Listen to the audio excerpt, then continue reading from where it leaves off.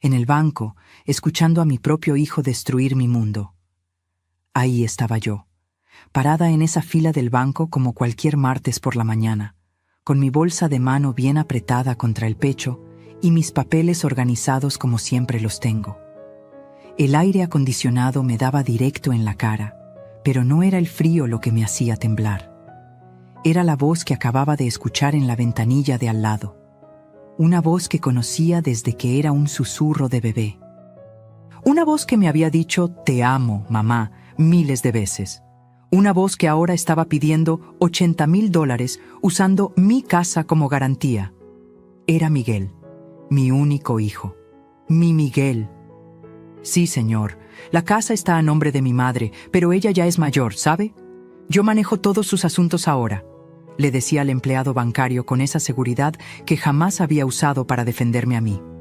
Sentí como si alguien me hubiera arrancado el aire de los pulmones de un golpe. Como cuando era niña y me caía de la bicicleta, pero 1000 veces peor. Porque esta vez no era un raspón en la rodilla, era mi propio hijo clavándome una daga en el corazón. Si esta historia te está tocando el alma, por favor suscríbete al canal para que no te pierdas más confesiones como esta que cambian vidas. El empleado bancario, un muchacho joven que no debía tener más de 30 años, revisaba unos papeles con el ceño fruncido. Señor, necesitamos la firma de la propietaria. Además, veo aquí que ya habían intentado hacer este mismo trámite el mes pasado con documentos que no pudimos procesar. ¿Documentos que no pudieron procesar? ¿De qué estaba hablando este muchacho? Miguel se puso nervioso. Lo conocía demasiado bien. Cuando era pequeño y rompía algo en la casa, ponía exactamente esa misma cara. Mire, joven, mi madre tiene ya 67 años. A veces se confunde con los papeles. Yo solo estoy tratando de ayudarla a resolver este problema familiar muy urgente. ¿Problema familiar? ¿Qué problema familiar? Mis piernas parecían de gelatina, pero algo dentro de mí, algo que no sabía que existía, me dio la fuerza para caminar hacia esa ventanilla. Cada paso sonaba en mis oídos como un tambor de guerra. Perdón, dije, y mi voz salió más firme de lo que esperaba. ¿Dijiste que hay un problema familiar urgente, Miguel? Mi hijo se volteó como si hubiera visto un fantasma. Sus ojos, esos ojos café que tanto se parecían a los de su padre, se abrieron como platos. Mamá, ¿qué haces aquí? Vine a revisar mis cuentas, como hago cada martes desde hace 15 años. La pregunta es, ¿qué haces tú aquí pidiendo un préstamo con mi casa? El silencio que siguió fue ensordecedor. El empleado bancario nos miraba como si estuviéramos en una telenovela, y la verdad es que así me sentía. Como si mi vida se hubiera convertido en uno de esos dramas que veía en las tardes, solo que esta vez yo era la protagonista y el dolor era real. Miguel se aclaró la garganta y puso esa sonrisa que usaba cuando de niño había hecho una travesura.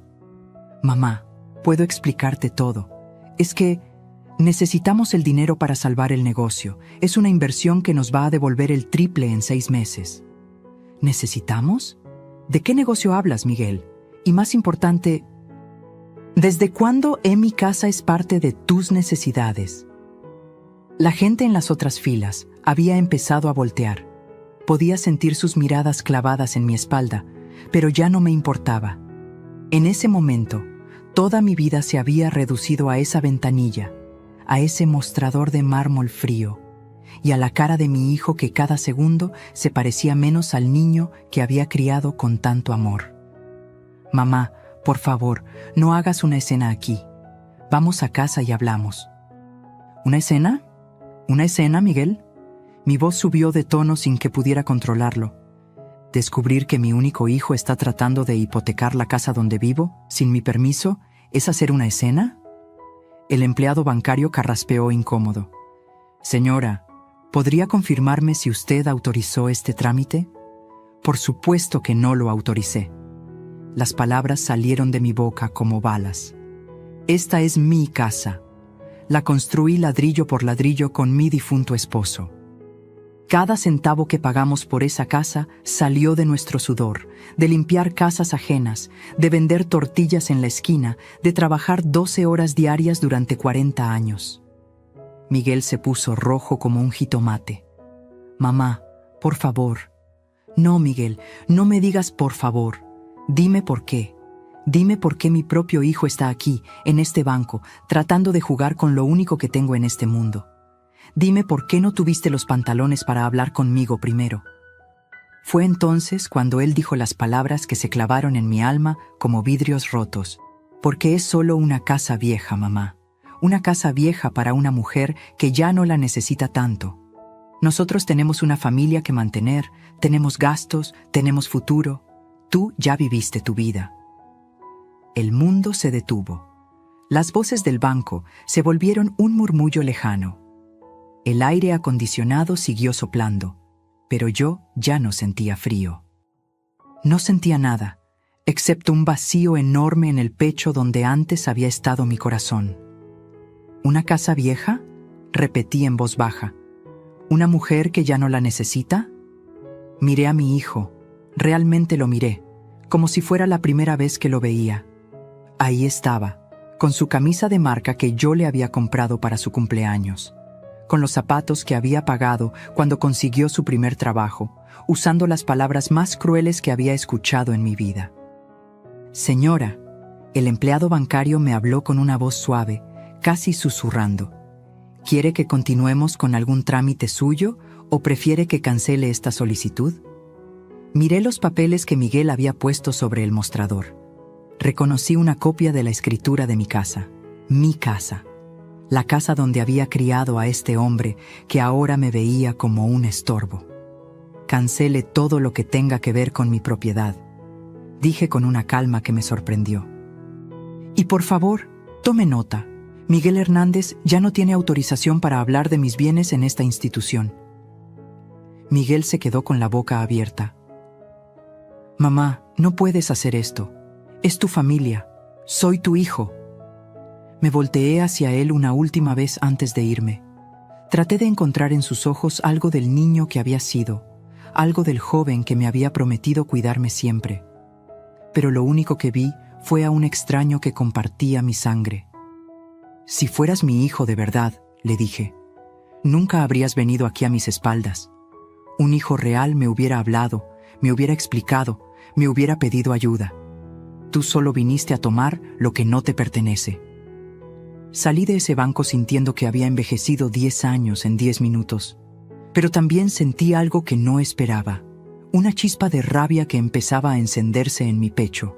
Una rabia que me acompañaría hasta mi casa y que cambiaría mi vida para siempre. Porque ese día descubrí que hay cosas peores que la soledad. Hay hijos que te ven como una herencia en vida, esperando que te hagas a un lado para que ellos puedan tomar lo que les conviene. Pero también descubrí algo más importante, que Elena Morales, a los 67 años, todavía tenía fuego en las venas. Y ese fuego estaba a punto de convertirse en un incendio que iba a quemar todas las mentiras que habían construido a mi alrededor. La guerra había comenzado. Solo que mi propio hijo no sabía que acababa de despertar a su peor enemigo. Parte 2. La casa de los recuerdos. Cada ladrillo de esta casa está empapado en lágrimas y sacrificios. El camino de regreso a mi casa nunca se me había hecho tan largo. Mis piernas temblaban con cada paso, pero no era por la edad. Era por la rabia que me subía desde el estómago hasta la garganta, como si fuera bilis amarga. Cuando llegué a mi portón verde, ese mismo portón que Roberto había pintado por última vez antes de morir, me quedé parada ahí por varios minutos, solo viendo mi casa, la casa que este hombre que llevaba mi sangre había llamado una casa vieja para una mujer que ya no la necesita. Toqué la pared de adobe con la palma de mi mano. Estaba tibia por el sol de la tarde, como siempre había estado. Como había estado ese día de 1978, cuando Roberto y yo pusimos el primer ladrillo. ¿Una casa vieja?, murmuré en voz alta. Esta casa tiene más historia y más corazón que tú, Miguel Hernández. Abrí la puerta y el olor me golpeó como una ola de recuerdos. Olor a canela del café de olla que había preparado esa mañana. Olor a las flores de bugambilia que crecían en el patio central. Olor a hogar, a vida vivida con amor y sacrificio. Caminé hasta mi cocina y puse la bolsa sobre la mesa de madera que Roberto había hecho con sus propias manos. Esa mesa donde habíamos desayunado juntos durante 30 años. Donde le había dado de comer a Miguel cuando era bebé. Donde habíamos contado el dinero, centavo por centavo, para comprar cada material de construcción. Me senté en mi silla favorita, la que está junto a la ventana que da al patio, y cerré los ojos. Pero no pude descansar. Los recuerdos llegaron como una avalancha. Recordé el día que Roberto llegó corriendo del trabajo, con sus manos llenas de tierra y cemento, gritando: «Elena, Elena, conseguí el terreno. Vamos a tener nuestra propia casa». Yo estaba embarazada de 6 meses de Miguel. Vivíamos en un cuartito rentado en la colonia San José, donde las paredes eran tan delgadas que podíamos escuchar cuando los vecinos respiraban fuerte. Roberto trabajaba 12 horas diarias en la construcción, y yo vendía tamales en la esquina de la escuela primaria. «¿Estás seguro, mi amor? ¿Podemos pagarlo?», le pregunté, tocándome el vientre donde Miguel daba pataditas como si también estuviera emocionado. «Vamos a poder, Elena, te lo prometo. Vamos a construir un hogar para nuestro hijo, un lugar donde pueda correr, donde pueda tener su propio cuarto, donde nunca tenga que pasar las necesidades que nosotros pasamos». Y cumplió su promesa. ¡Ay, cómo la cumplió! Los primeros 2 años fueron los más duros. Roberto trabajaba en la construcción de día y en nuestra casa de noche. Yo cargaba baldes de agua, mezclaba cemento con Miguel amarrado a mi espalda, cocinaba para los albañiles que nos ayudaban los fines de semana a cambio de comida casera. Recuerdo que mis manos se llenaron de callos de tanto cargar ladrillos. Recuerdo las noches que Roberto llegaba tan cansado que se quedaba dormido con la ropa puesta, lleno de polvo y argamasa. Recuerdo cuando Miguel dio sus primeros pasos sobre el piso de cemento fresco que acabábamos de poner en la sala. «Mira, Elena», me decía Roberto mientras cargaba a nuestro hijo de 2 años. «Miguel va a crecer en su casa, va a tener raíces, va a saber que cuando uno trabaja con amor y honestidad, puede lograr todo lo que se proponga». Cada cuarto de esta casa tiene una historia. La recámara principal la terminamos cuando Miguel cumplió 5 años. El baño lo construimos vendiendo mis aretes de oro, los únicos que tenía, los que me había regalado mi madre para mi boda. La cocina la ampliamos cuando Roberto recibió su primer aguinaldo como maestro de obra. El patio central. ¡Ay! El patio central. Ahí fue donde Miguel aprendió a andar en bicicleta. Donde celebramos sus cumpleaños hasta que cumplió 15 años y ya no quiso fiestas de niño. Donde Roberto me enseñó a bailar cuando compramos nuestro primer radio. Donde sembramos el árbol de limón que ahora da sombra a toda la entrada. Me levanté de mi silla y caminé hacia ese patio. El árbol de limón seguía ahí, fuerte y frondoso, cargado de frutos. Lo toqué como Roberto me había enseñado a hacerlo, con cariño, agradeciendo que siguiera dándonos vida. «¿Sabes qué, arbolito?», le dije en voz alta, sintiéndome un poco loca, pero sin importarme. «Mi propio hijo dice que esta casa ya no vale la pena, que es vieja, que yo ya no la necesito». Una brisa suave movió las hojas, como si el árbol me estuviera respondiendo. Como si me dijera: «Elena, tú sabes cuánto vales, tú sabes cuánto vale esta casa». Caminé por cada cuarto, tocando las paredes como si fueran viejos amigos.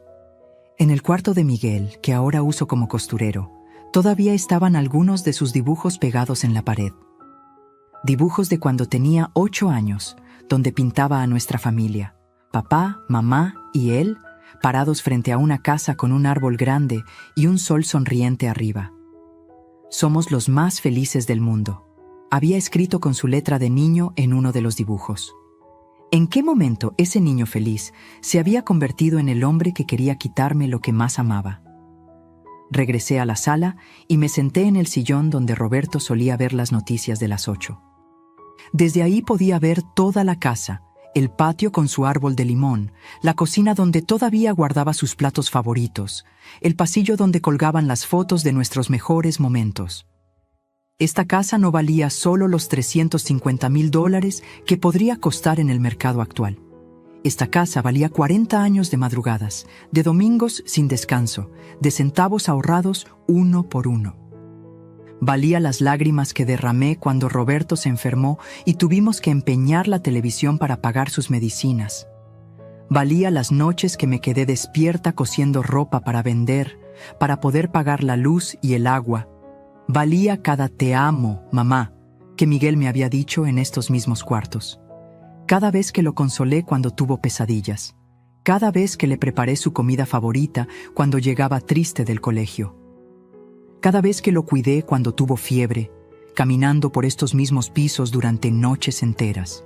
Una casa vieja, repetí las palabras de Miguel, y por primera vez en el día no sentí ganas de llorar. Sentí rabia pura. Me levanté y fui a mi recámara.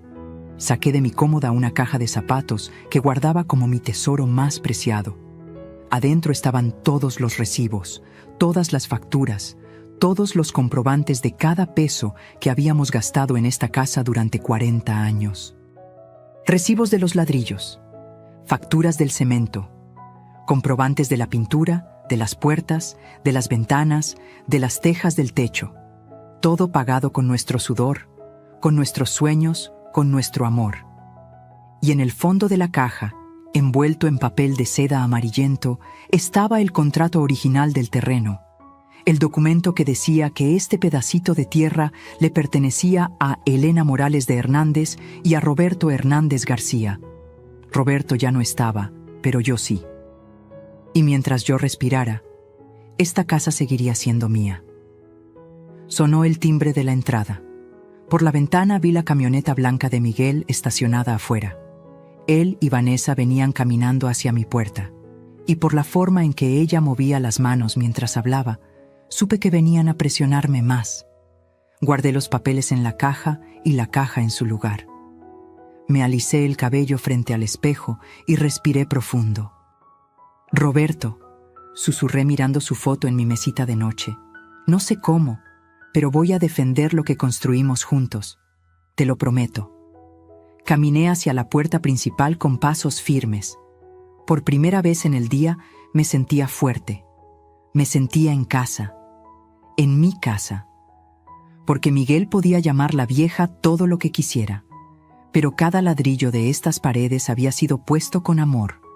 Cada peso que costó había sido ganado con honestidad.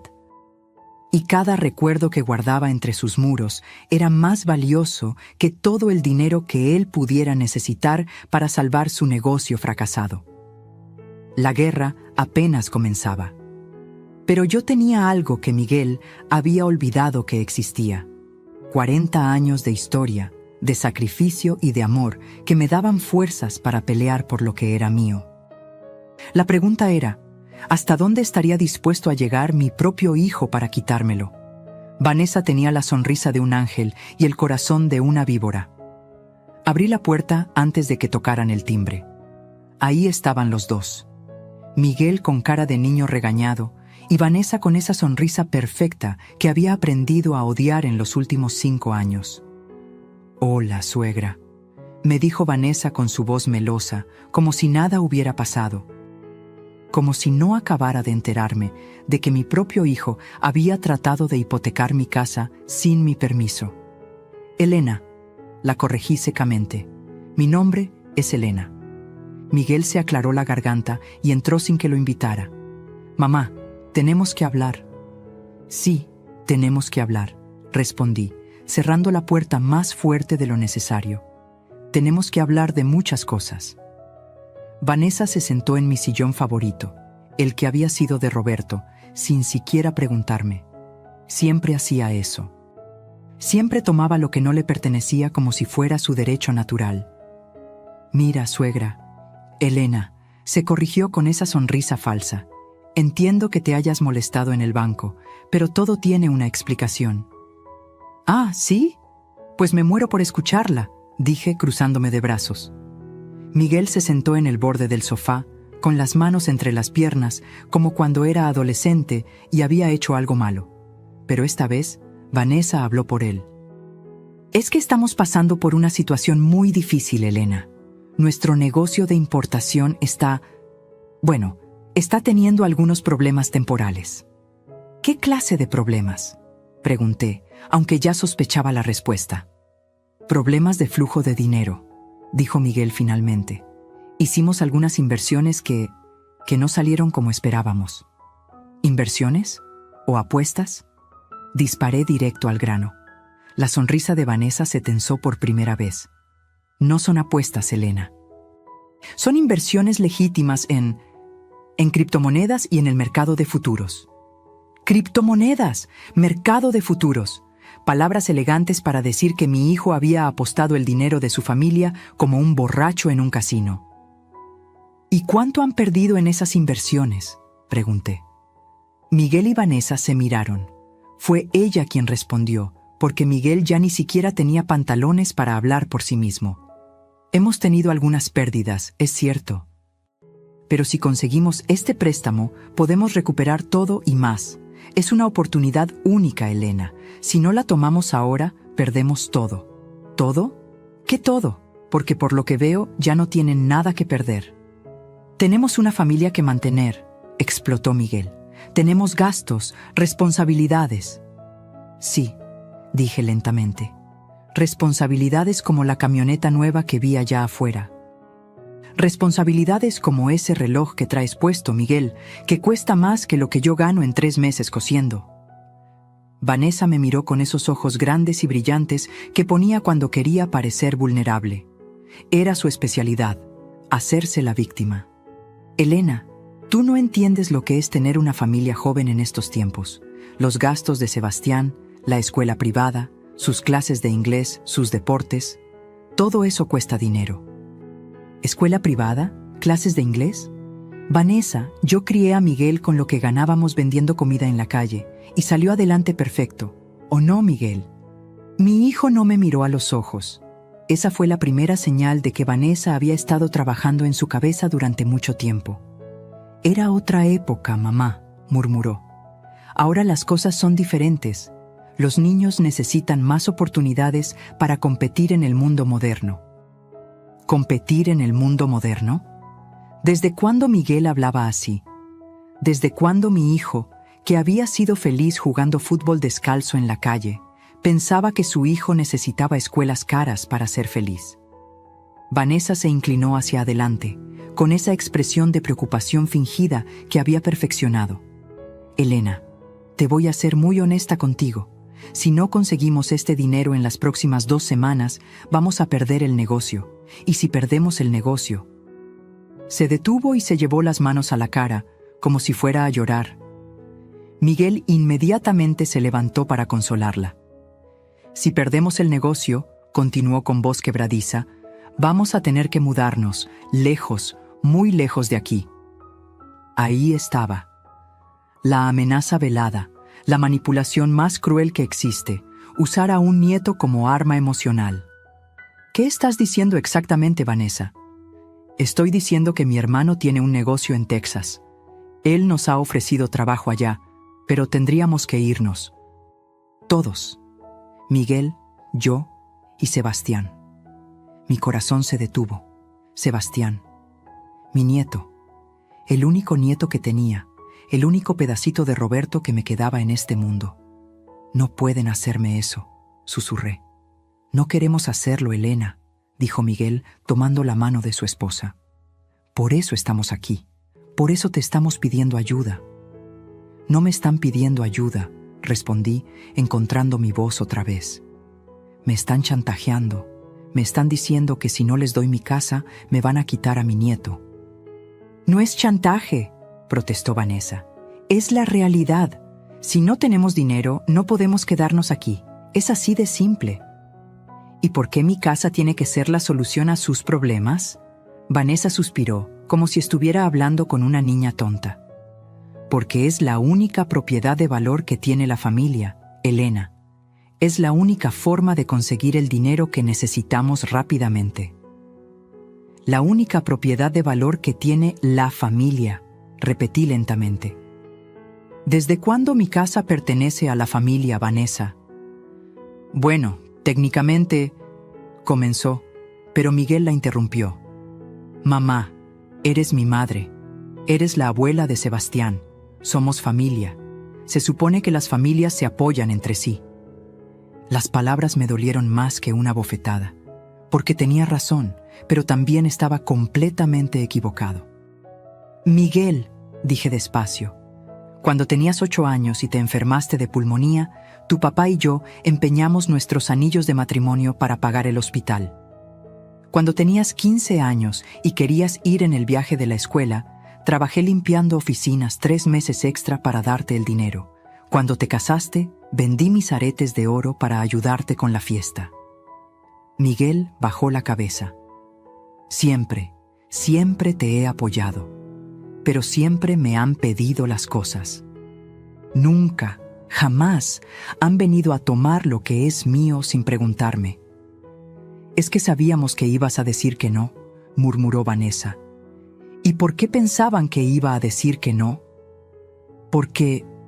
Vanessa me miró como si fuera obvio. Porque las personas mayores siempre tienen miedo de los riesgos. Porque no entienden las oportunidades modernas de inversión. Ahí estaba otra vez. La condescendencia. La forma en que me hablaba como si fuera una viejita senil que no entendía el mundo. ¿Oportunidades modernas de inversión? Vanessa, ¿sabes cuánto dinero tengo ahorrado en el banco? Se encogió de hombros. No mucho, supongo. $45,000. ¿Sabes de dónde salió ese dinero? De vender tamales durante 10 años después de que murió Roberto. De coser vestidos de quinceañera los fines de semana. De rentar mi cuarto de costura a la vecina cuando necesita espacio para sus fiestas. Los ojos de Vanessa se iluminaron como si hubiera visto un tesoro. Elena, ¿por qué no dijiste que tenías tanto dinero ahorrado? Con eso podemos... No, la interrumpí. Con eso no pueden nada. Ese dinero es para mi vejez, para mis medicinas, para mis emergencias. Pero mamá, Miguel se levantó. Si inviertes ese dinero con nosotros, en un año podrías tener $120,000. O podría tener $0. No va a pasar, dijo Vanessa con esa seguridad arrogante. Es una inversión garantizada. Me reí. Fue una risa amarga, pero me reí. ¿Garantizada? Como estaba garantizado que no iban a perder el dinero que ya perdieron, ¿verdad? Vanessa se puso de pie, y por primera vez desde que la conocía, vi su verdadera cara. No había dulzura, no había vulnerabilidad. Solo había una mujer fría y calculadora que veía a la gente como cajeros automáticos. Elena, me dijo con una voz completamente diferente. Entiendo que tengas miedo. Entiendo que no confíes en nosotros. Pero tienes que pensar en Sebastián. ¿Qué tiene que ver Sebastián en esto? Sebastián necesita estabilidad. Necesita que su papá tenga un trabajo, que su familia tenga un hogar. Si no nos ayudas, vas a ser responsable de que tu nieto crezca lejos de ti, sin conocer a su abuela, sin tener esas raíces familiares que tanto valoras. Era chantaje emocional en su forma más pura. Y lo peor era que Miguel estaba ahí, parado como un idiota, dejando que su esposa me manipulara con su propio hijo. Así que es mi culpa, dije lentamente. No es culpa de nadie, respondió Vanessa. Es solo la realidad. Tú tienes el poder de mantener unida a esta familia, o de separarla para siempre. Me quedé en silencio por un largo momento. Los miré a los dos. Miguel evitando mi mirada, Vanessa con esa sonrisa victoriosa que creía que yo no podía ver. ¿Saben qué? Dije finalmente. Tienen razón. Soy una persona mayor. Soy de la generación pasada. No entiendo las inversiones modernas. Vanessa sonrió más ampliamente, pensando que había ganado. Pero sí entiendo una cosa, continué. Entiendo cuando alguien me está mintiendo, y ustedes dos me han estado mintiendo desde que llegaron aquí. La sonrisa de Vanessa se desvaneció. No les voy a dar mi casa. No les voy a dar mis ahorros. Y si realmente planean llevarse a Sebastián lejos de mí, solo porque no les doy el dinero que quieren, entonces no son la familia que yo creía que eran. Miguel finalmente me miró. Mamá. No, Miguel, ya hablaste demasiado, o mejor dicho, ya dejaste que ella hablara demasiado por ti. Me dirigí hacia la puerta y la abrí. Creo que ya terminamos de hablar por hoy. Vanessa se puso de pie y su máscara de dulzura había desaparecido completamente. Elena, estás cometiendo un error muy grande. El error lo cometí hace 5 años cuando permití que entraras en esta familia sin conocerte realmente. Se fueron sin decir más. Pero antes de subirse a la camioneta, Vanessa se volteó hacia mí con una sonrisa fría. «Espero que no te arrepientas de esta decisión», me gritó desde la calle. No era una advertencia, era una amenaza. Cerré la puerta y me recargué contra ella. Mi corazón latía tan fuerte que pensé que me iba a dar un infarto, pero también sentía algo que no había sentido en años, la certeza absoluta de que había tomado la decisión correcta. Vanessa había mostrado su verdadera cara. Miguel había mostrado su cobardía. Y yo había mostrado que Elena Morales, a los 67 años, todavía sabía defenderse. Pero mientras caminaba hacia mi cocina para prepararme un té que calmara mis nervios, no podía quitarme de la cabeza las últimas palabras de Vanessa. Porque conocía a mi nuera lo suficiente para saber que cuando decía algo así, no era una amenaza vacía. Era el anuncio de una guerra que apenas estaba comenzando. Usaron a mi nieto como arma contra mi corazón. Los días que siguieron a esa confrontación fueron los más silenciosos que había vivido desde que murió Roberto. Pero no era un silencio de paz. Era un silencio que me comía las entrañas, lleno de una angustia que nunca había sentido antes. Miguel no me llamó, Vanessa tampoco. Y lo peor de todo, no había visto a Sebastián. Mi nieto venía a visitarme todos los jueves después de la escuela. Era nuestra tradición desde que cumplió 5 años. Yo le preparaba su merienda favorita, quesadillas con jamón y un vaso de chocolate caliente, y él me contaba todo lo que había aprendido esa semana. Después hacíamos la tarea juntos en la mesa de la cocina, la misma donde yo había ayudado a su papá cuando tenía la misma edad. Pero ese jueves, Sebastián no llegó. Esperé hasta las 7 de la noche, con las quesadillas listas y el chocolate caliente ya frío. Cada vez que escuchaba un carro en la calle, mi corazón saltaba pensando que era él. Pero no vino. El viernes tampoco vino, ni el sábado. Para el domingo ya no podía más. Tomé el teléfono y marqué el número de Miguel. Sonó 5 veces antes de que contestara. «¿Mamá? Miguel, ¿dónde está Sebastián? ¿Por qué no ha venido a verme?» Un silencio largo, tan largo que pensé que se había cortado la llamada. «Mamá, Sebastián está bien, está aquí con nosotros». No te pregunté si estaba bien, te pregunté por qué no ha venido a visitarme. Es que... Bueno, mamá, Vanessa y yo hemos estado pensando que quizás no es buena idea que Sebastián pase tanto tiempo allá. Sentí como si me hubieran clavado un cuchillo en el pecho. ¿Cómo que no es buena idea? Es que últimamente has estado muy estresada, muy alterada. No queremos que Sebastián se confunda o se asuste con las discusiones familiares. Las palabras salieron de mi boca como balas. ¿Yo estoy alterada? ¿Yo estoy estresada? Miguel, ¿tú viniste a hipotecar mi casa sin mi permiso y yo soy la que está alterada? Mamá, por favor no grites, Sebastián puede escucharte. Perfecto, ponlo al teléfono, quiero hablar con mi nieto. No puedo hacer eso ahora mismo, mamá. ¿Cómo que no puedes? ¿Desde cuándo no puedo hablar con Sebastián? Desde que decidiste ser egoísta y no ayudar a tu propia familia cuando más te necesitábamos. Las palabras me golpearon como una cachetada. Egoísta. Mi propio hijo me había llamado egoísta por no entregarles mi casa. Miguel, mi voz se quebró. ¿Sabes cuántas veces en tu vida te dije que no? Mamá, no es sobre el pasado, es sobre ahora. Es sobre ser una abuela que piensa en el futuro de su nieto. ¿Y qué tiene que ver el futuro de Sebastián con hipotecar mi casa? Tiene que ver con todo. Su voz subió de tono. Si perdemos el negocio, vamos a tener que mudarnos. Sebastián va a tener que cambiarse de escuela, dejar a sus amigos, empezar de cero en otro lugar. ¿Eso es lo que quieres para tu nieto? Era chantaje puro. Lo sabía, lo sentía, pero aún así me dolía como si fuera verdad.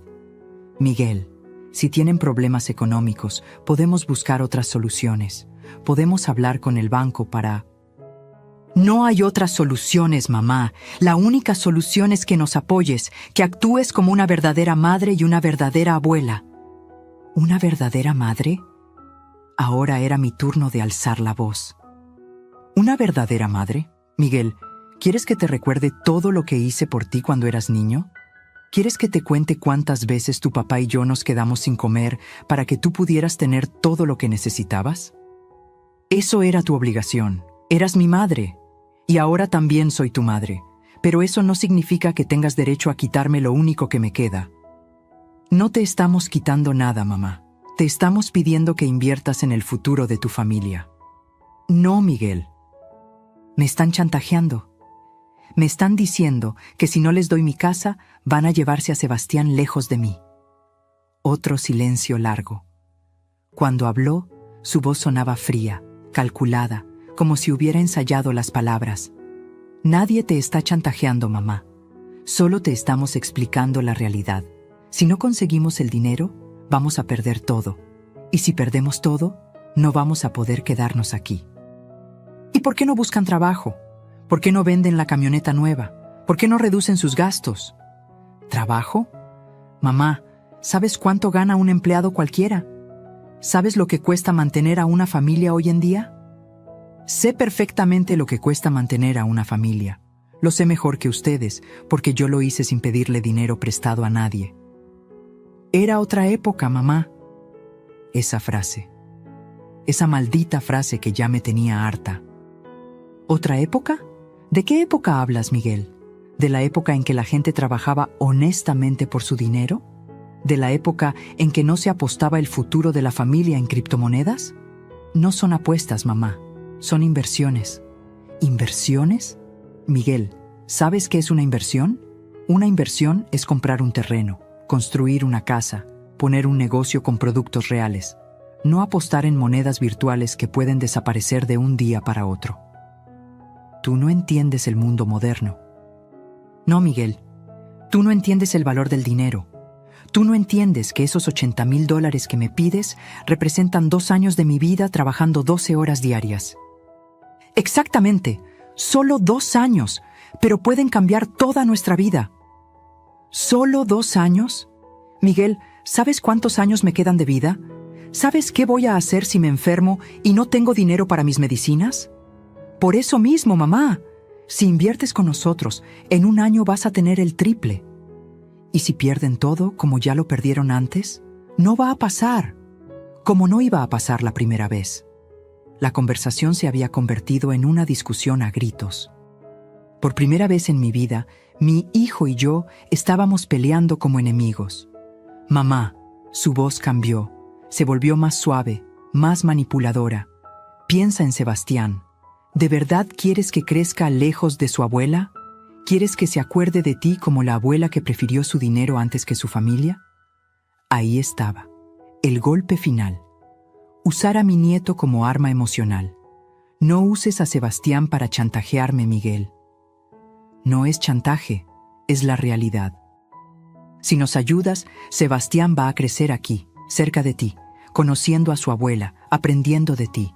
Si no nos ayudas, si no te ayudo, ¿qué? ¿Van a desaparecer de mi vida? Van a tener que empezar una nueva vida en otro lugar. ¿Y nunca más voy a ver a mi nieto? Bueno, mamá, Texas está muy lejos, y con un niño pequeño, viajar es complicado. Me senté en el piso de la cocina. Literalmente, mis piernas no me sostenían más. Era como si toda mi energía se hubiera escapado de mi cuerpo de una vez. Miguel, susurré, ¿realmente eres capaz de quitarme a mi nieto si no te doy el dinero? No te estamos quitando nada, mamá. Solo te estamos explicando las consecuencias de tu decisión. Las consecuencias de mi decisión y las consecuencias de sus decisiones, las consecuencias de apostar el dinero de su familia, las consecuencias de no buscar trabajo honesto. Mamá, ya no podemos hablar contigo. Estás muy alterada. Claro que estoy alterada. Mi propio hijo me está chantajeando.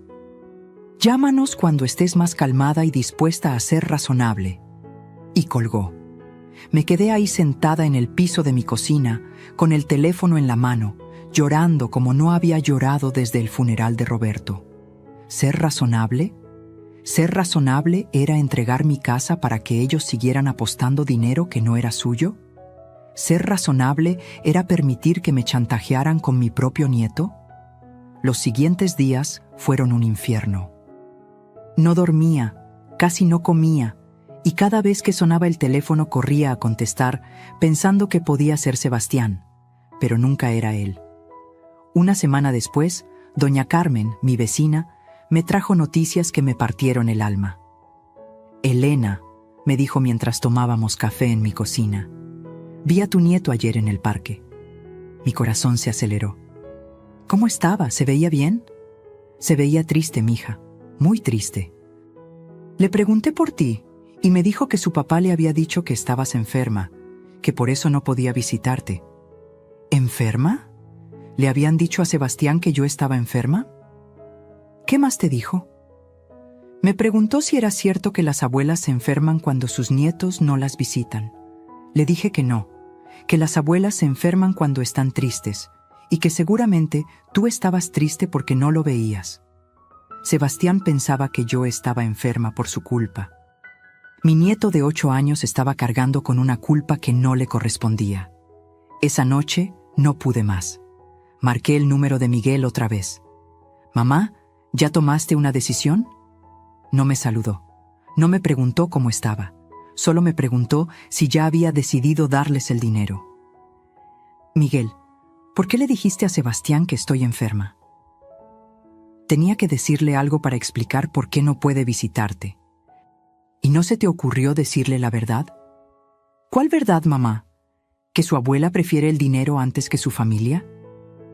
La verdad es que su papá está apostando dinero que no tiene y quiere usar la casa de su abuela como garantía. Sebastián no va a entender eso. Sebastián no tiene que entender eso.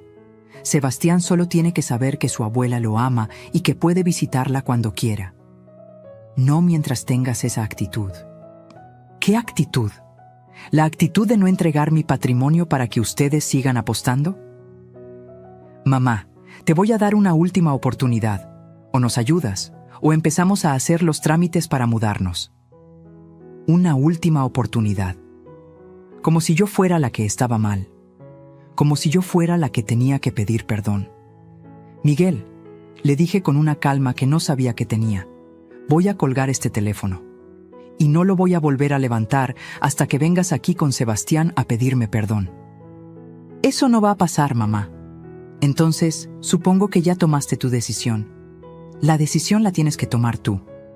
Colgué, y por primera vez en 2 semanas sentí algo parecido a la paz. No era felicidad, no era alivio, pero era la tranquilidad de saber que había puesto un límite. Miguel podía chantajearme todo lo que quisiera. Podía usar a Sebastián como arma emocional. Podía amenazarme con mudarse lejos, pero no iba a conseguir mi casa. No iba a conseguir mis ahorros. Y definitivamente no iba a conseguir que me sintiera culpable por proteger lo que era mío, porque hay una diferencia entre ser madre y ser tonta. Y Elena Morales había sido muchas cosas en la vida, pero tonta nunca. La guerra estaba declarada, y por primera vez desde que comenzó todo esto, sentía que yo también tenía armas para pelear. Me hicieron sentir como una extraña en mi propia familia. 2 meses. 2 meses completos sin ver a Sebastián, sin escuchar su risa llenando mi casa, sin ayudarlo con la tarea, sin preparar sus quesadillas favoritas. Cada jueves esperaba un milagro.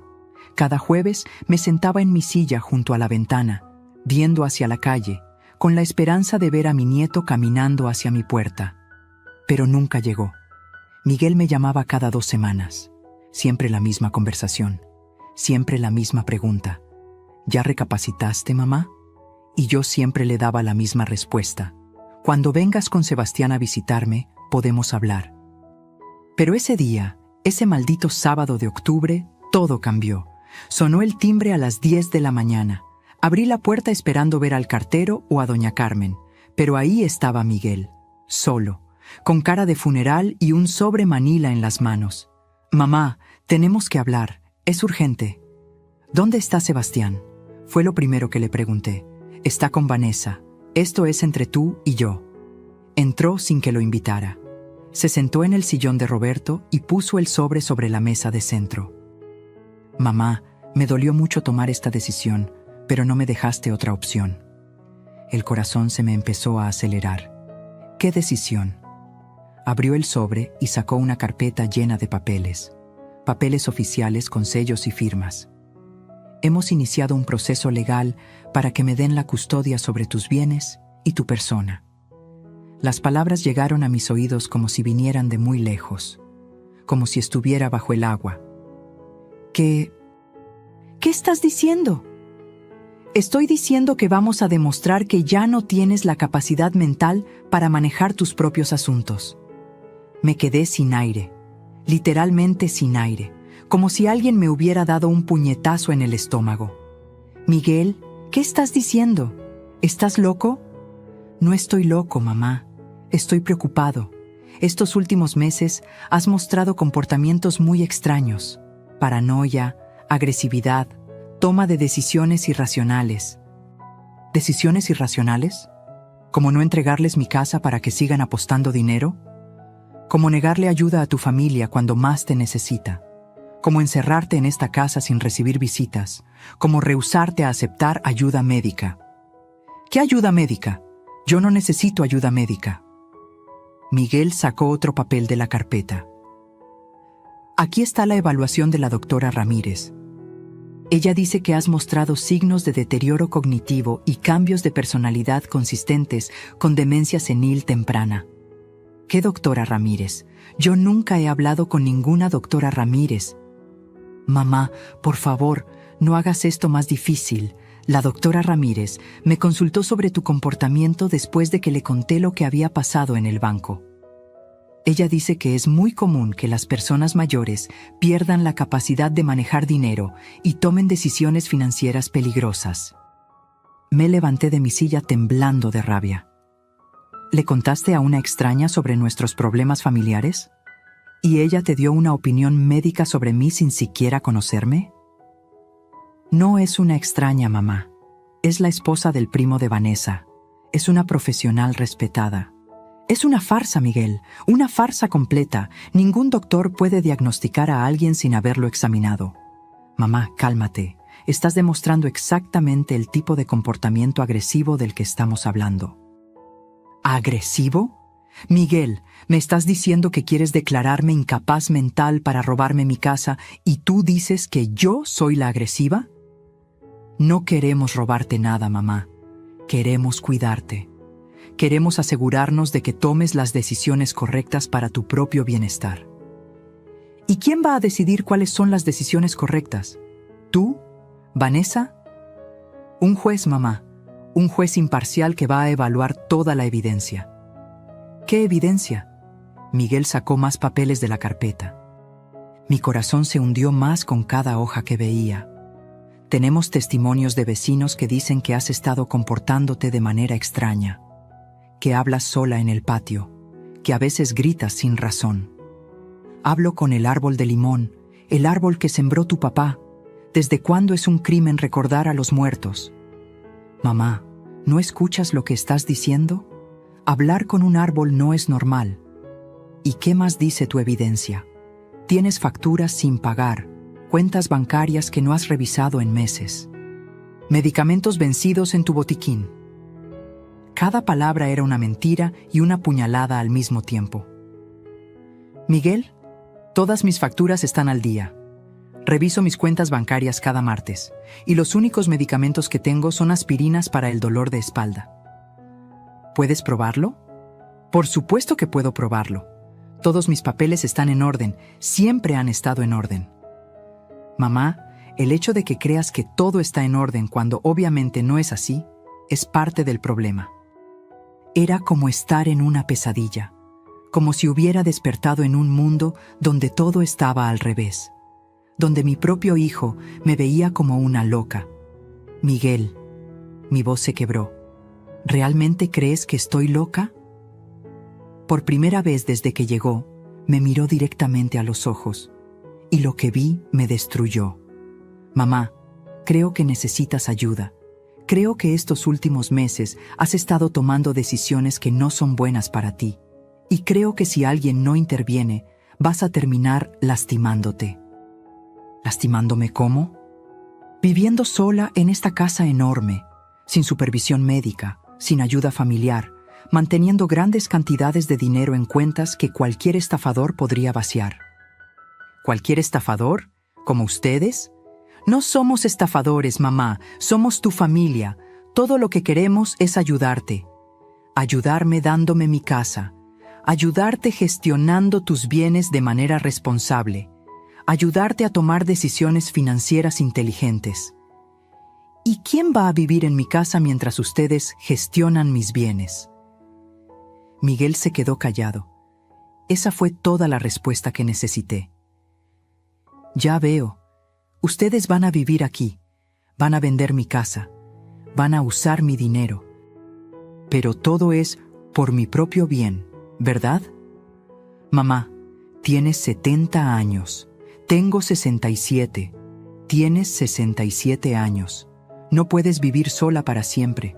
Es mejor que hagamos estos arreglos ahora, cuando puedes entender lo que está pasando, que esperar hasta que sea demasiado tarde. ¿Demasiado tarde para qué? Para que puedas participar en las decisiones sobre tu futuro. Era el chantaje emocional más cruel que había escuchado en mi vida.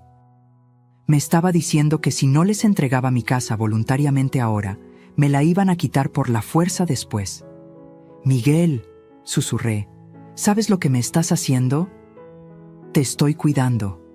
No, me estás humillando, me estás tratando como si fuera una niña tonta que no sabe lo que quiere.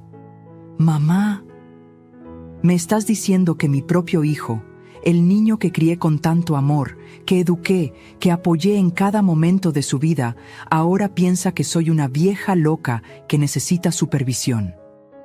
Y no pienso que seas loca. Entonces, ¿qué piensas?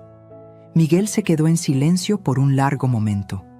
Cuando habló, su voz sonaba cansada. Pienso que eres una mujer obstinada que prefiere su orgullo antes que el bienestar de su familia. Esas palabras me dolieron más que todas las demás juntas, porque por primera vez Miguel no estaba fingiendo preocupación. Estaba diciendo lo que realmente pensaba de mí. ¿Así me ves? ¿Como una mujer obstinada? Te veo como una mujer que está tomando decisiones emocionales en lugar de decisiones racionales. ¿Y la decisión racional sería entregarles mi casa? La decisión racional sería confiar en tu familia. ¿Confiar en ustedes para qué? ¿Para que apuesten mis 40 años de trabajo en criptomonedas? Miguel cerró la carpeta y se puso de pie. Mamá, el proceso legal ya comenzó. En 2 semanas vas a tener que presentarte ante un juez para una evaluación psicológica completa.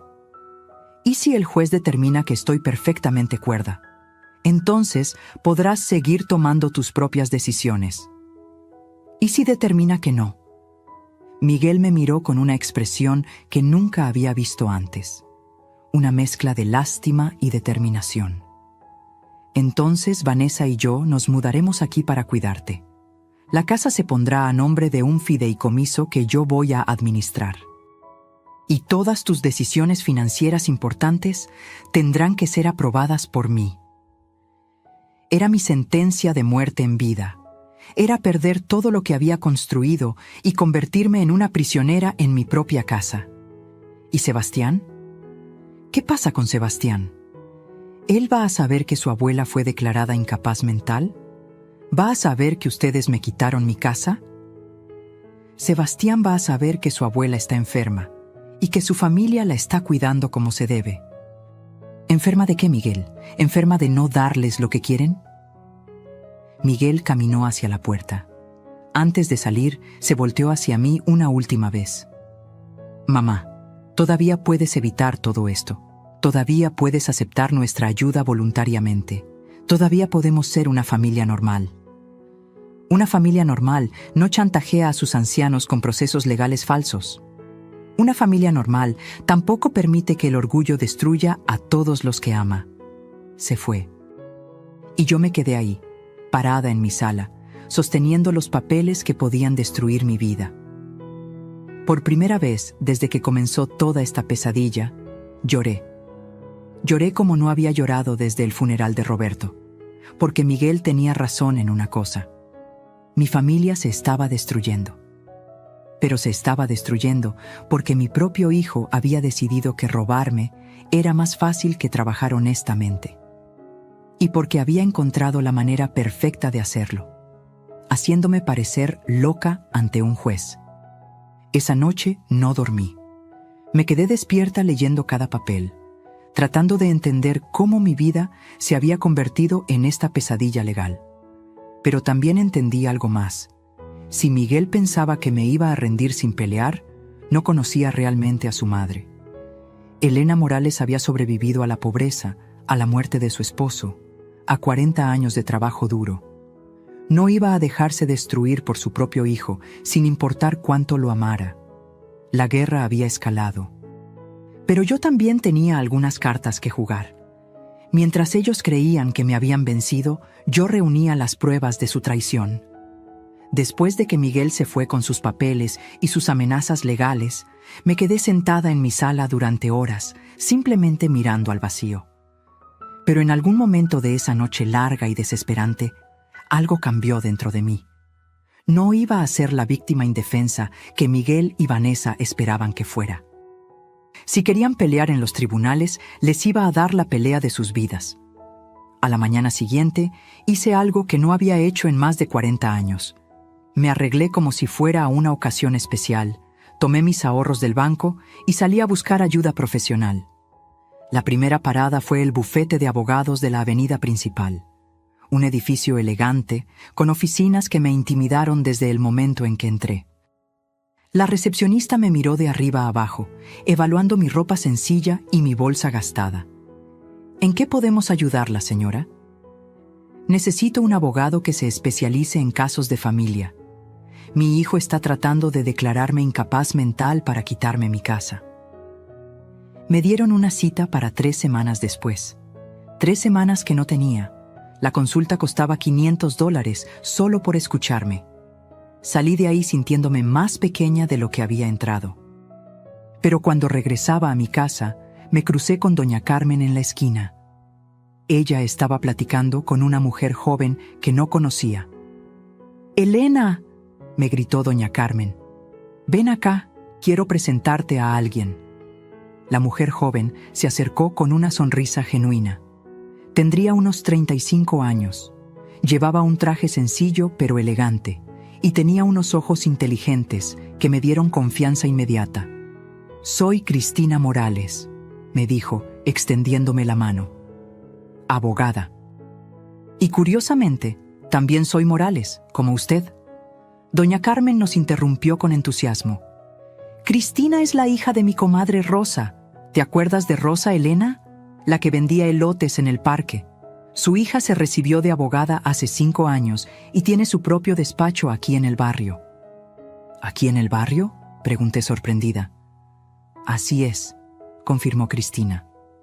«Abrí mi oficina precisamente para ayudar a gente de la comunidad que no puede pagar los honorarios de los bufetes grandes. Mi mamá me contó que siempre soñó con que yo ayudara a familias como la nuestra». Doña Carmen me guiñó el ojo. «Elena tiene algunos problemitas legales. Su hijo se está portando muy mal con ella». Cristina me miró con atención. «¿Quiere que hablemos? Mi oficina está a 3 cuadras y la consulta es gratuita para vecinos». 1 hora después, estaba sentada en una oficina pequeña pero acogedora, contándole a Cristina toda la historia desde el principio.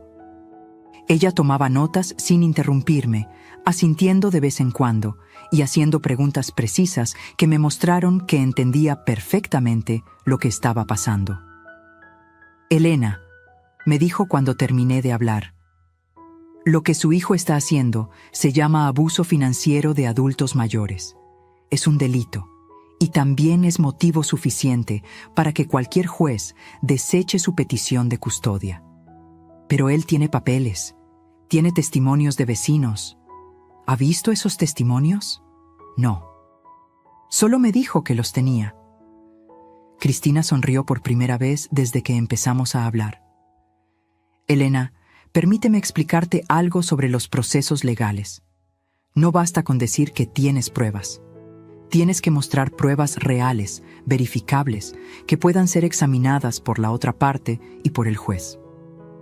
¿Y la doctora que supuestamente me diagnosticó sin conocerme? Eso es mala praxis médica. Ningún doctor ético da un diagnóstico sin examinar al paciente. Y ningún juez serio aceptará esa evaluación como evidencia. Por primera vez en semanas, sentí que podía respirar completamente. Pero necesitamos nuestras propias pruebas, continuó Cristina. Necesitamos demostrar que usted está perfectamente cuerda, que maneja sus finanzas responsablemente y que su hijo está intentando manipular el sistema legal para robarle su patrimonio. ¿Cómo hacemos eso? Primero, vamos a pedirle una evaluación psicológica completa con un neuropsicólogo certificado. Segundo, vamos a reunir todos sus documentos financieros para demostrar que está al día con todas sus obligaciones.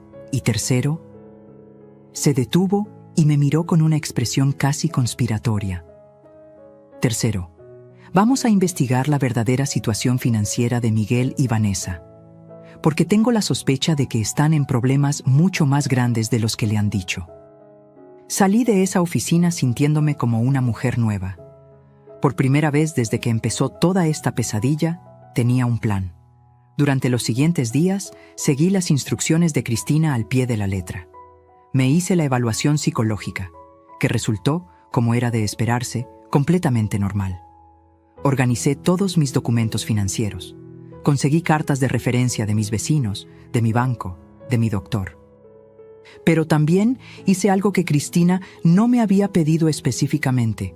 Empecé a investigar a Miguel y Vanessa. Comencé por lo obvio. Si realmente tenían un negocio de importación, tendría que estar registrado en algún lado. Fui a la oficina de registros mercantiles y pedí información sobre cualquier empresa a nombre de Miguel Hernández o Vanessa Hernández. No encontré nada, absolutamente nada. Después fui al registro de la propiedad.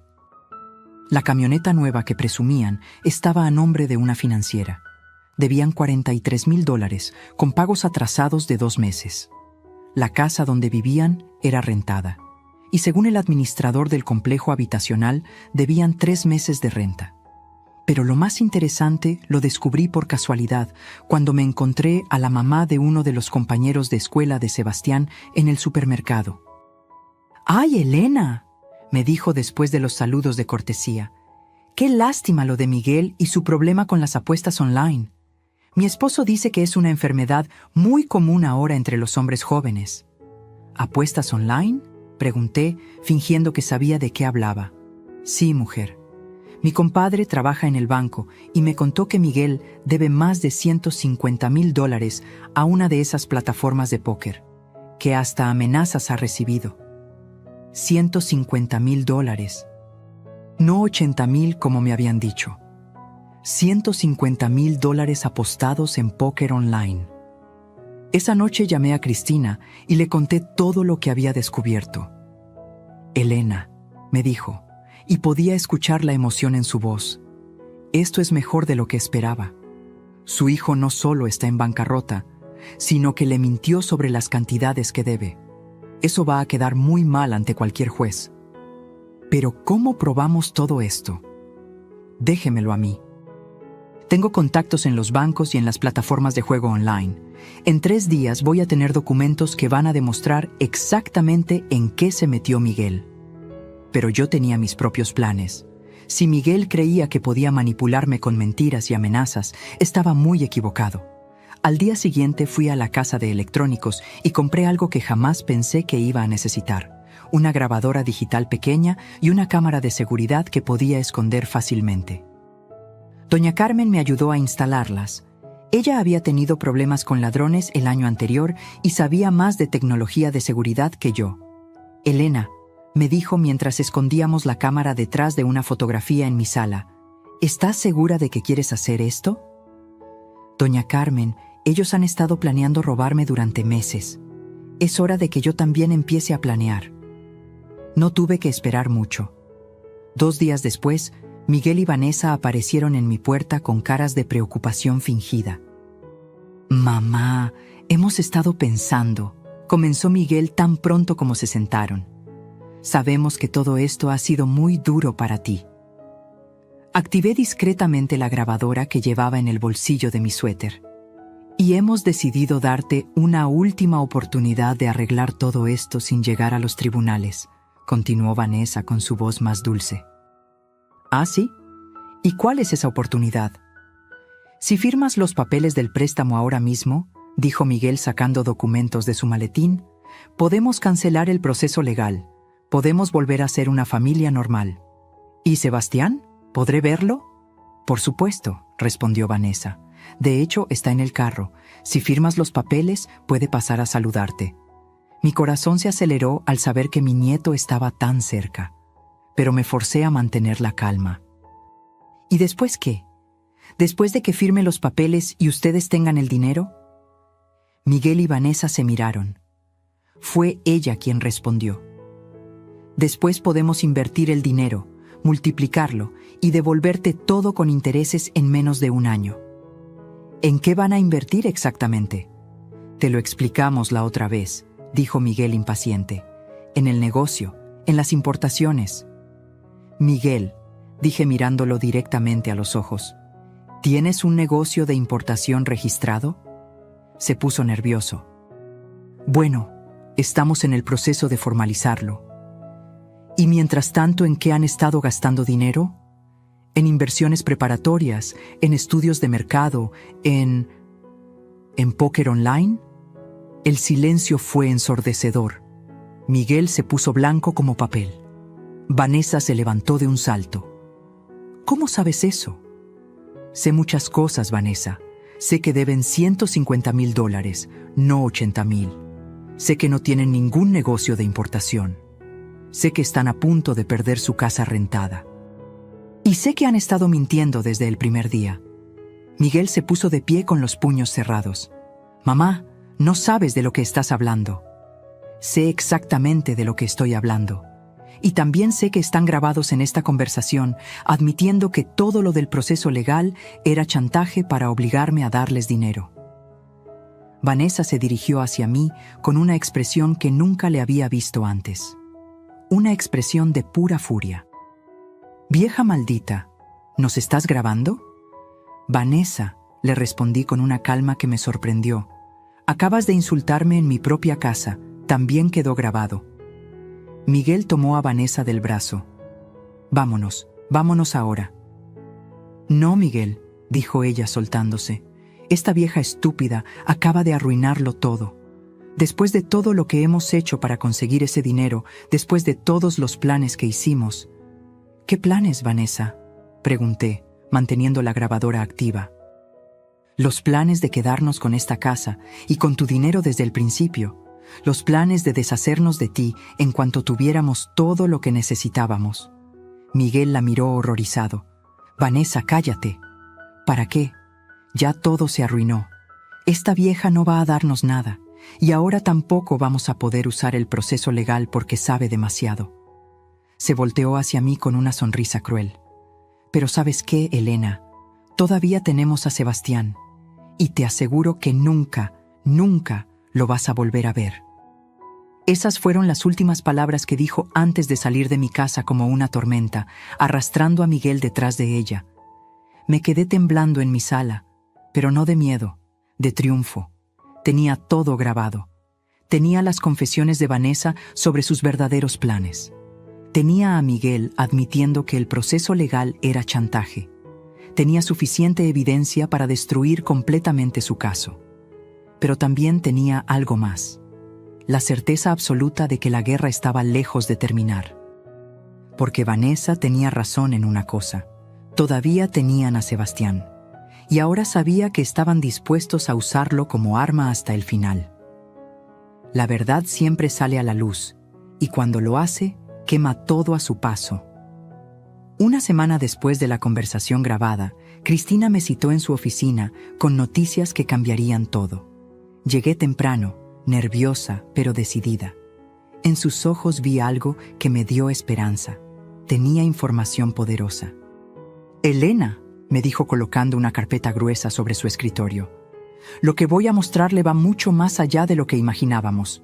Su hijo y su nuera no solo están en problemas financieros, están huyendo de problemas criminales».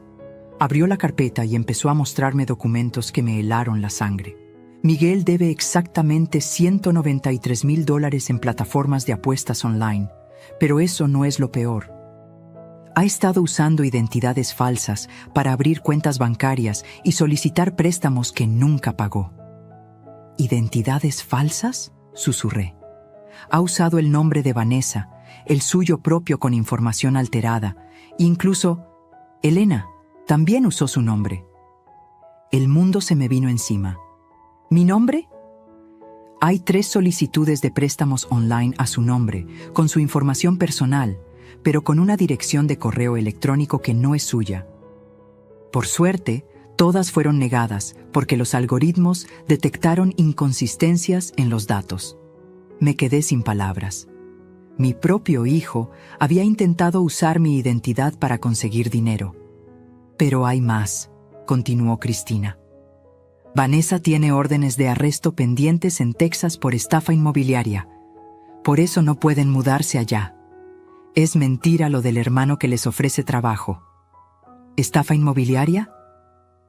Vendió propiedades que no existían a personas de la tercera edad. Estafó a 15 familias por un total de $200,000 antes de huir a México. Cada revelación era peor que la anterior. ¿Y el proceso legal contra mí? ¿La evaluación psicológica? Cristina sonrió por primera vez desde que empezó a hablar. Completamente fraudulento. La supuesta doctora Ramírez ni siquiera existe. El registro médico que presentaron es falsificado. Y los testimonios de vecinos que dijeron tener son inventados.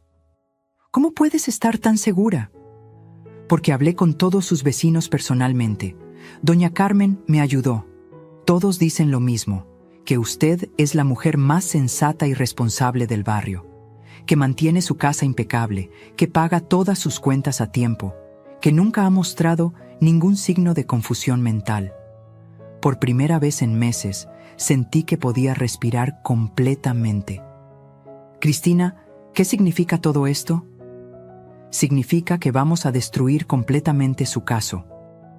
Pero más importante, significa que podemos presentar una demanda penal contra ellos por abuso financiero de adultos mayores, fraude e intento de estafa. ¿Y Sebastián? La expresión de Cristina cambió. Ahí es donde necesitamos ser muy cuidadosos.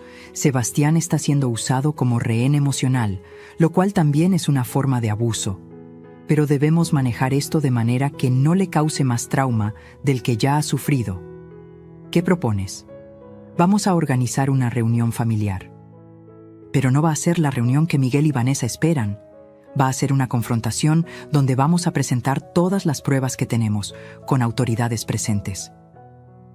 Mi corazón se aceleró. ¿Autoridades? Un detective especializado en delitos financieros y un trabajador social especializado en protección de menores. Vamos a poner todas las cartas sobre la mesa de una vez. Salí de esa reunión sintiéndome como una mujer diferente. No era solo el alivio de saber que tenía razón desde el principio, era la sensación de poder que viene de tener la verdad de tu lado. Cristina organizó la reunión para el viernes siguiente.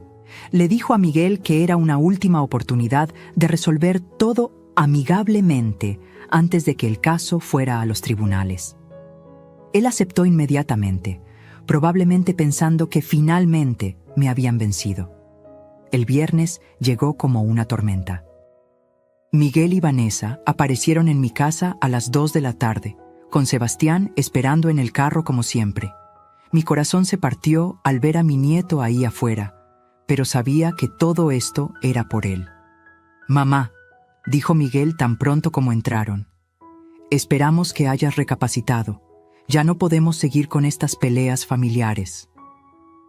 «Tienes razón, Miguel. Ya no podemos seguir así». Vanessa me miró con desconfianza. «Elena, ¿eso significa que vas a firmar los papeles? Significa que es hora de que hablemos con la verdad». En ese momento sonó el timbre. Miguel y Vanessa se miraron confundidos cuando fui a abrir la puerta. Cristina entró seguida por 2 personas que no habían esperado ver: el detective Ramírez y la licenciada Sánchez, del Departamento de Protección a Menores. «¿Qué está pasando aquí?», preguntó Miguel poniéndose pálido. «Lo que está pasando», dijo Cristina con voz firme, «es que vamos a hablar sobre abuso financiero de adultos mayores, fraude de identidad y uso de menores para chantaje emocional». Vanessa se levantó de un salto. «Esto es una trampa». «No es una trampa», respondí con calma. «Es justicia». El detective Ramírez se presentó mostrando su placa. «Miguel Hernández, Vanessa Hernández, tenemos algunas preguntas sobre sus actividades financieras recientes». Miguel tartamudeó. «No entiendo de qué están hablando». Cristina puso sobre la mesa toda la documentación que habíamos reunido. Hablamos de $193,000 en deudas de juego. Hablamos de identidades falsas usadas para solicitar préstamos. Hablamos del intento de usar la identidad de la señora Elena para conseguir dinero sin su autorización. «Eso no es cierto», gritó Vanessa. «¿No es cierto que tienes órdenes de arresto en Texas por estafa inmobiliaria?», preguntó el detective mirándola directamente. El silencio que siguió fue ensordecedor. Vanessa se puso blanca como papel. «¿Cómo?», murmuró Miguel. «¿Cómo sabemos todo esto?», continuó Cristina. «Porque a diferencia de ustedes, nosotros investigamos con la verdad». Puso sobre la mesa las grabaciones de nuestra última conversación. «También tenemos grabado cómo admitieron que el proceso legal era chantaje, cómo planeaban quedarse con la casa de Elena y cómo amenazaron con usar a Sebastián como arma emocional». Miguel se desplomó en el sillón. «Mamá, yo...» «No, Miguel», lo interrumpí. «Ya no hay más mentiras, ya no hay más manipulación, ya no hay más chantaje». La licenciada Sánchez habló por primera vez. «Señor Hernández, el uso de un menor para coaccionar emocionalmente a un adulto mayor es considerado abuso infantil según nuestras leyes. Sebastián ha sido privado de contacto con su abuela como forma de presión psicológica». «Sebastián está bien», protestó Vanessa. «¿Está bien?», preguntó la licenciada. «¿Un niño de 8 años que cree que su abuela está enferma por su culpa está bien? ¿Un niño que ha sido usado como moneda de cambio está bien?». Miguel empezó a llorar. Era la primera vez que lo veía llorar desde que era niño. «Mamá, no sabía que todo se había salido tanto de control. Al principio solo necesitábamos un poco de ayuda, pero Vanessa dijo que tú nunca ibas a entender, que teníamos que ser más duros». «¡Cállate, idiota!», le gritó Vanessa. «No digas nada más». Pero Miguel ya no la escuchaba. Todo se estaba derrumbando y él lo sabía. «Mamá, las deudas son reales. La gente a la que le debo dinero me ha amenazado.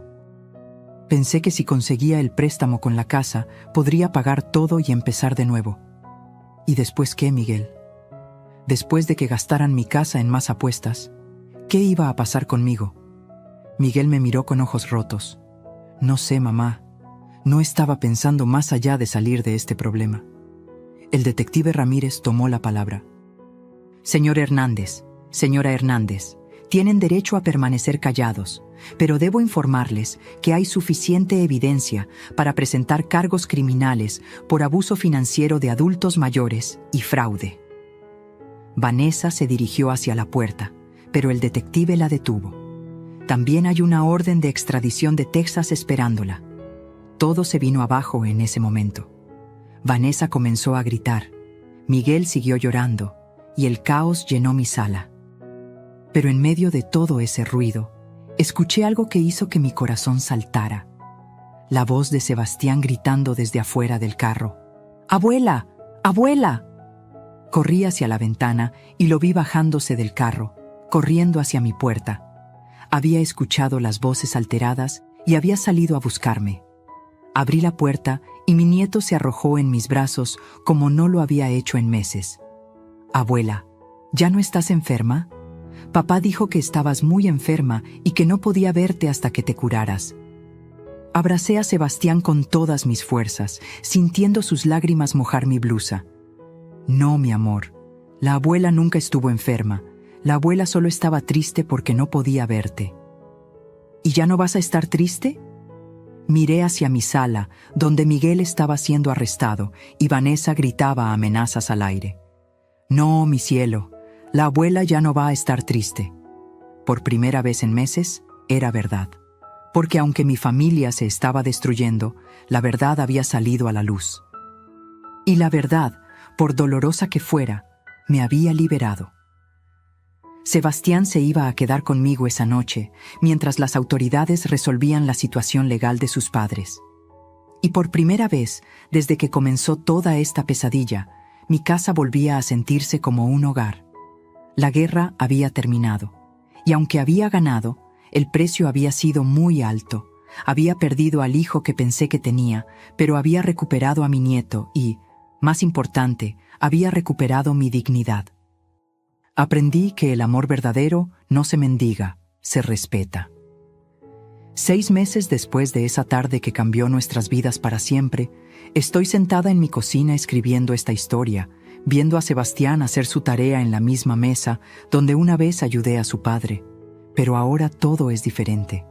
Ahora todo es como debería haber sido desde el principio. Miguel está cumpliendo 2 años de prisión por abuso financiero de adultos mayores y fraude de identidad. La justicia mexicana, que muchas veces parece lenta, esta vez funcionó exactamente como debía. Las nuevas leyes que protegen a personas como yo hicieron que su caso fuera tratado con la seriedad que merecía.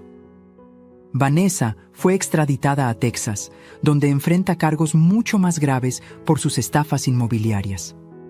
Lo último que supe de ella es que va a pasar al menos 5 años en una prisión estadounidense. Parte de mí se siente mal por ella, pero la parte más sabia de mí sabe que algunas personas no cambian hasta que enfrentan las consecuencias reales de sus acciones. Pero la historia de mi familia no terminó en tragedy. Terminó en algo mucho más poderoso. Terminó en redención y en límites sanos. Sebastián ahora vive conmigo de manera permanente. La trabajadora social determinó que era lo mejor para él, considerando la inestabilidad emocional y los problemas legales de sus padres. Al principio pensé que sería demasiado para mí criar a un niño de 8 años a los 67, pero resultó ser exactamente lo que necesitábamos los dos. Mi nieto llegó a esta casa asustado, confundido, cargando con culpas que no le correspondían. Los primeros meses fueron difíciles. Tenía pesadillas. Me preguntaba constantemente si su papá estaba bien, si su mamá iba a regresar. Pero poco a poco, con mucha paciencia y mucho amor, logré que entendiera que nada de lo que había pasado era su culpa. Abuela, me dijo una noche mientras cenábamos, ¿por qué papá hizo cosas malas? Porque a veces los adultos toman decisiones equivocadas cuando tienen miedo, mi amor. Tu papá tenía miedo de no poder cuidarte como creía que debía, y ese miedo lo hizo tomar decisiones muy malas.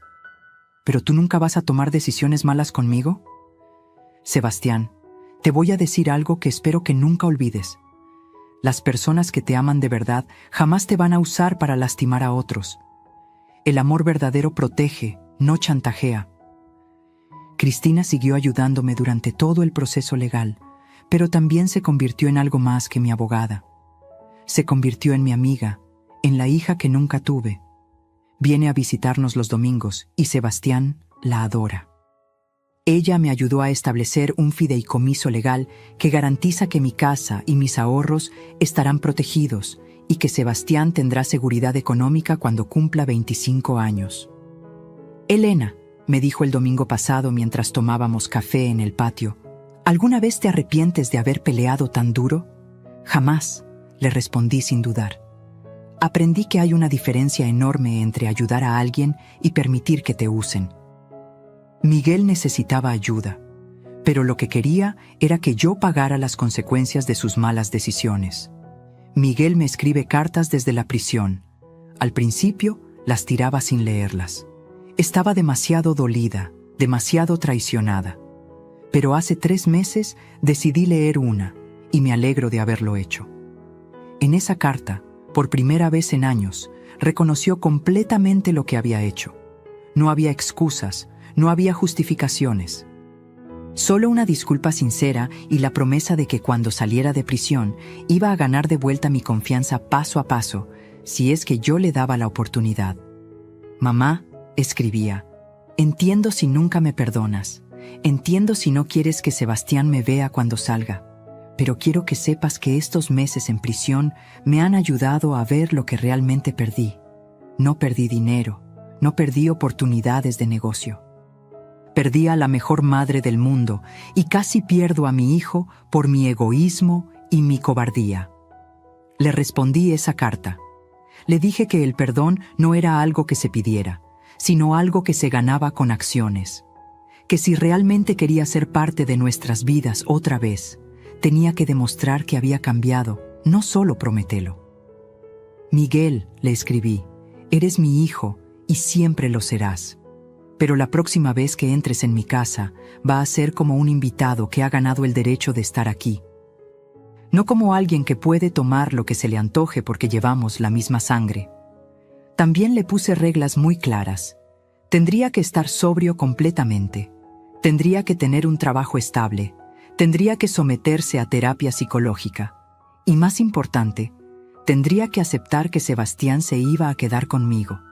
Que su función como padre iba a ser de apoyo, no de autoridad, hasta que demostrara ser digno de esa responsabilidad.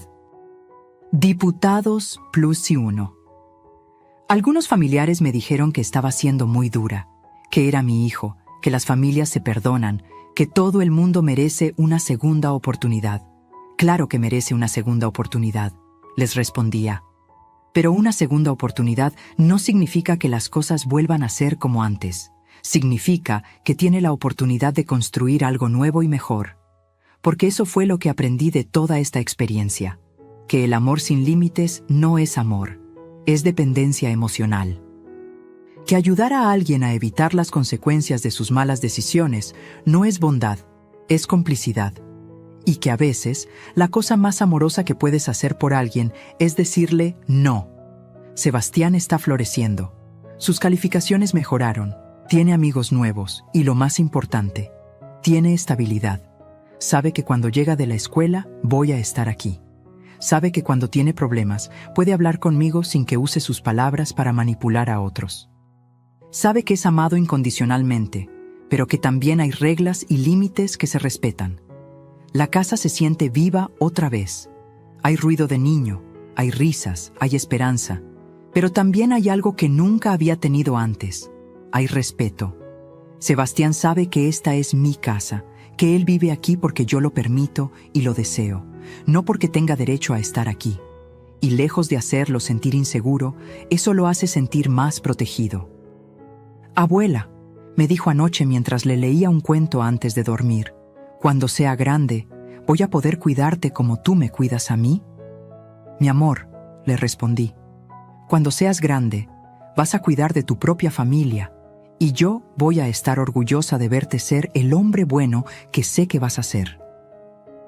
¿Pero siempre vas a ser mi abuela? Siempre.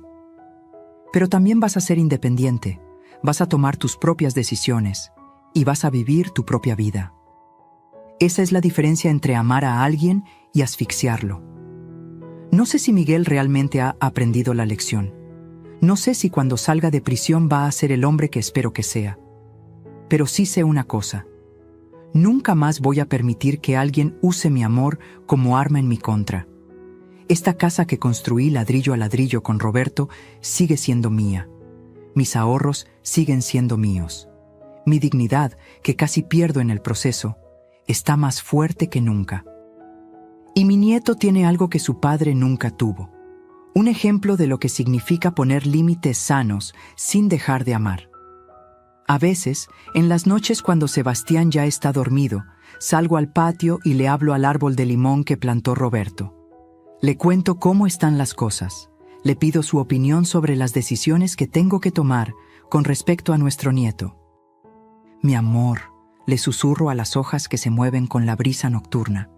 Creo que finalmente aprendí lo que trataste de enseñarme durante tantos años. Que amar no significa dar todo lo que te piden. Significa dar lo que realmente necesitan, aunque no les guste.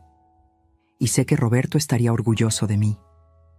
Orgulloso de que haya defendido lo que construimos juntos. Orgulloso de que esté criando a nuestro nieto con amor, pero también con límites. Orgulloso de que haya aprendido que el corazón más grande del mundo no sirve de nada si no tiene la columna vertebral para sostenerlo. La justicia llegó, no solo por los tribunales, sino por las decisiones que tomé.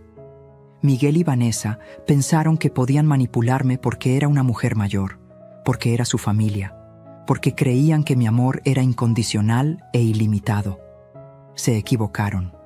Mi amor sí es incondicional, pero mi apoyo, mi dinero y mi casa no lo son. Esas cosas se ganan con respeto, se mantienen con honestidad y se pierden con traición. Ahora, cuando las vecinas vienen a visitarme y me preguntan cómo pude ser tan dura con mi propio hijo, les digo algo que espero que todas las madres y abuelas entiendan. Hipotequen su corazón si quieren, pero mi techo jamás será el precio de su irresponsabilidad. Una madre que ama de verdad enseña límites, no los destruye.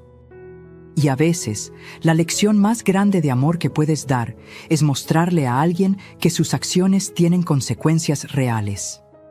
La guerra terminó. Yo gané.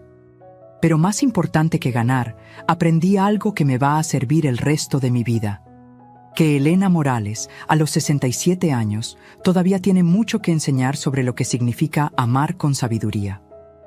Si esta historia tocó tu corazón, si te hizo reflexionar sobre los límites en tu propia familia, si te dio fuerza para defender lo que es tuyo, déjame saber en los comentarios. Cuéntame desde qué parte del mundo estás leyendo esto. Y si alguna vez has tenido que elegir entre mantener la paz familiar y mantener tu dignidad.